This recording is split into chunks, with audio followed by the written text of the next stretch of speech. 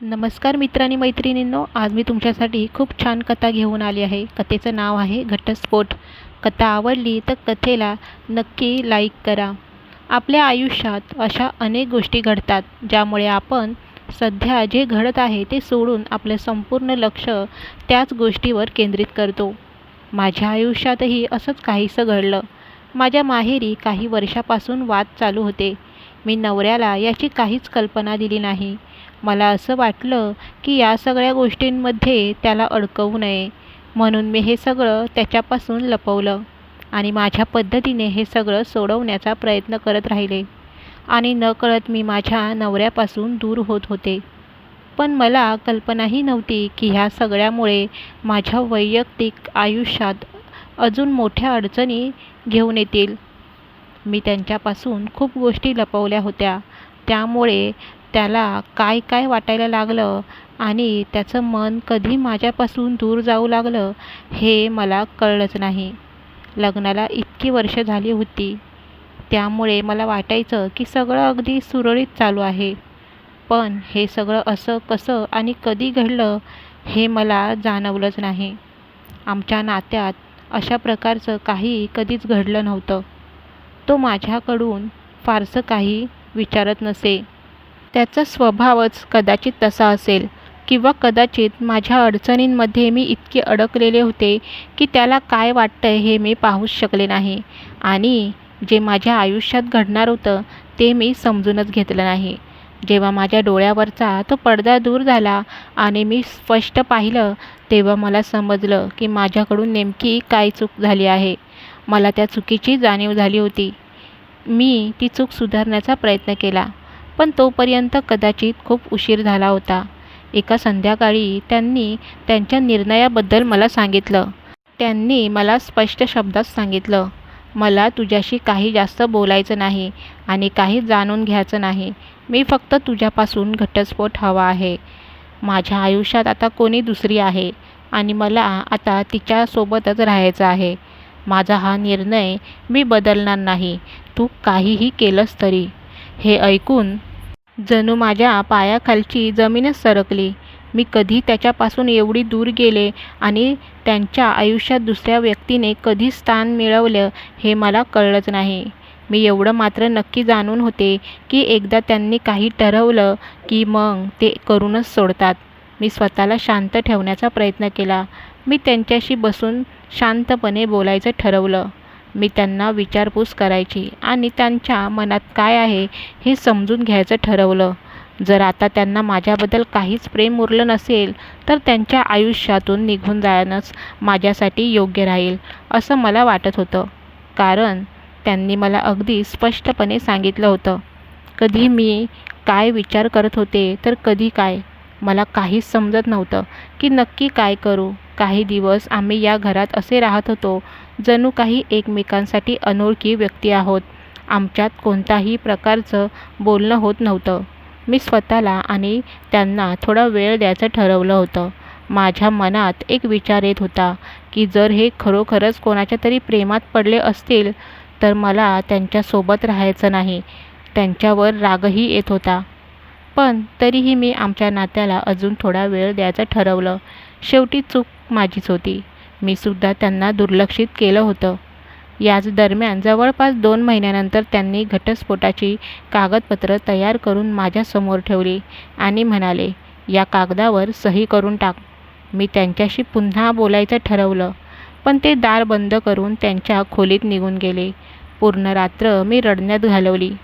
पण कदाचित आता त्यांना माझ्या सुक्या सुक्या सिसक्याही ऐकू येत नव्हत्या. दुसऱ्या दिवशी संध्याकाळी त्यांनी पुन्हा सांगितलं, या कागदावर सही करून टाक. आता काही उपयोग नाही. माझा निर्णय नाही बदलणार. घटस्फोटानंतर तुला हवं असेल ते मी देईन, पण कृपया या कागदावर सही कर. ते म्हणाले, माझ्या आयुष्यात कोणीतरी दुसरं आहे. मी तुझ्यासोबत राहू शकत नाही. हे ऐकून माझ्या मनाला पूर्णपणे तोडून टाकण्यासाठी पुरेसं होतं. रात्रभर मी विचार करत राहिले. कधी वाटायचं की सही करून टाकावी, तर कधी मनात हजारो विचार यायचे. पण शेवटी मी ठरवलं की या नात्याला अजून एक संधी द्यायला हवी. सकाळी जेव्हा त्यांनी पुन्हा सांगितलं, सही कर. तेव्हा मी माझं लग्न वाचवण्यासाठी शेवटचा प्रयत्न केला. मी त्यांना म्हटलं, मी सही करीन, पण माझी एक अट आहे. त्यांनी विचारलं, काय अट आहे सांग. मी म्हणाले, तुम्हाला 1 महिना अगदी तसंच वागावं लागेल जसं तुम्ही लग्नाच्या सुरुवातीला करत होतात. काय करावं लागेल त्यांनी विचारलं. मी म्हटलं, तुम्हाला झोपताना मला इथून उचलून तुमच्या बेडवर घेऊन जावं लागेल आणि मला झोपवावं लागेल. त्यांनी थोडं रागाने माझ्याकडे पाहिलं आणि म्हणाले, हे शक्य नाही. मी म्हटलं, मी फक्त एवढंच इच्छिते की तुम्ही माझ्यासाठी ते दिवस परत आणा. त्यानंतर ते पुन्हा कधीच येणार नाहीत. त्यामुळे फक्त 1 महिन्यासाठी तरी माझी ही इच्छा पूर्ण करा. तुम्ही मान्य नाही केलं तरी मी या कागदावर सही करेन, पण जर तुम्ही मान्य केलं तर सही करताना माझं दुःख थोडं तरी कमी होईल. ते काही वेळ शांत राहिले आणि मग त्यांनी माझी मागणी मान्य केली. रात्री मी वाट पाहत होते. ते त्यांच्या खोलीत झोपायला गेले, पण त्यांना जाणवलं की मी आपला निर्णय बदलणार नाही. ते परत बाहेर आले, माझ्याजवळ आले आणि मला त्यांच्या मिठीत उचललं. माझ्याकडे न पाहताच त्यांनी मला उचललं. मी माझे हात त्यांच्या गळ्याभोवती घातले. त्यांनी आता माझ्याकडे पाहिलं. मी हसून म्हणाले, अरे, धरलं नाही तर पडेन ना. माझ्या चेहऱ्यावर एक हास्य आणि लाज दोन्ही दिसत होतं. असं वाटलं जणू आजच आमचं लग्न झालंय आणि आजच आमची पहिली रात्र आहे. ते हळूहळू मला बेडपर्यंत घेऊन गेले. बस मग मी रोज रात्रीची वाट पाहू लागले, केव्हा ते येतील आणि मला त्यांच्या मिठीत उचलतील. पहिले 3-4 दिवसातच त्यांच्या चेहऱ्यावर थोडं हसू दिसू लागलं. ते अजूनही माझ्या डोळ्यात डोळे घालून पाहायला घाबरत होते. कदाचित त्यांना भीती वाटत असेल की पुन्हा माझ्यासाठी त्यांचं प्रेम जागं होईल. सुमारे 15 दिवसानंतर त्यांच्या मनात बदल होऊ लागला. त्यांच्या डोळ्यात मला प्रेम दिसू लागलं. आता तेही माझ्या डोळ्यात बघायला लागले. रोज रात्री हेच घडत होतं. आमच्यातली दुरावा आता कमी होऊ लागला होता. कदाचित त्यांनाही आता याचा आनंद होऊ लागला होता.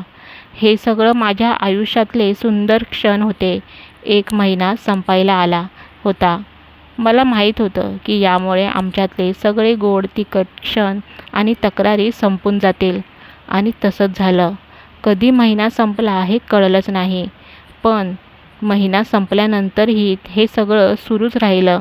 आम्ही दोघेही एकमेकांपासून दूर होऊ शकलो नाही. झोपलेलं प्रेम पुन्हा जागं झालं. मागच्या गोष्टींबद्दल मी त्यांच्याशी काहीही बोलले नाही. पण आता मला अजिबात असं वाटत नाही की त्यांच्या आयुष्यात कोणी दुसरं आहे. कदाचित त्यांनी हे सगळं मला धडा शिकवण्यासाठी केलं असेल. आता मी माझं प्रेम आणि माझ्या नवऱ्याला गमावू इच्छित नाही. तुम्हाला ही गोष्ट कशी वाटली हे आम्हाला कमेंट करून नक्की सांगा. अशाच प्रकारच्या चांगल्या गोष्टी तुम्ही इथे ऐकू शकता. इथल्या प्रेरणादायी गोष्टी तुमचं मनोरंजन तर करतीलच, पण तुम्हाला योग्य दिशा देखील दाखवतील. त्यामुळे आमच्यासोबत राहा आणि आमच्या प्रयत्नांना यशस्वी बनवा. धन्यवाद.